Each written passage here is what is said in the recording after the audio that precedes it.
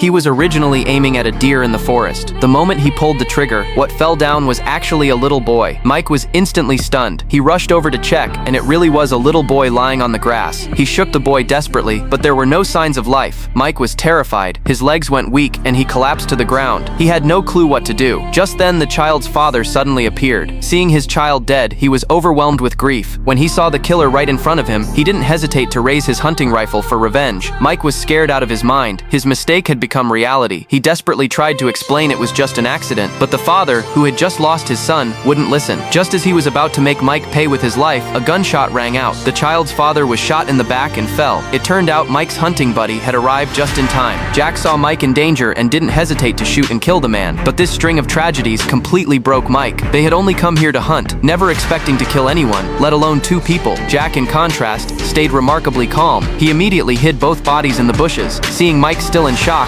Jack quickly got him away from the scene, but an even bigger disaster awaited them. During their escape, neither spoke a word. Mike was pale with fear. What confused him even more was that Jack actually stopped the car, planning to continue hunting there. Mike couldn't help asking why. Only then did Jack reveal the truth. If we just run now, it would be like admitting everything. Better to act like nothing ever happened. Can you handle going to prison? I know I can't. We're in the middle of nowhere. Hundreds of kilometers of forest. We can't leave immediately. We need to stay here at least another day. Wait until night, then return and deal with the evidence. To make their story believable, they went to a nearby store, deliberately chatting with the owner for a long time. They made a point of mentioning they were hunting in the area. They waited until dark to return to the motel to rest. When the owner asked about their day's hunt, they deliberately said it was a waste, saw no game at all. After returning to the room, they figured that those who had been working all day must be very hungry, so they headed to a restaurant, acting starved after a busy day, and took the opportunity to make it seem like their hunting spot wasn't the forest where the incident happened. Finally, at midnight, they returned to the scene. Mike frantically dug holes to bury the bodies. Jack suddenly realized something. The bullets fired were also critical evidence. If anyone found them, the consequences would be disastrous.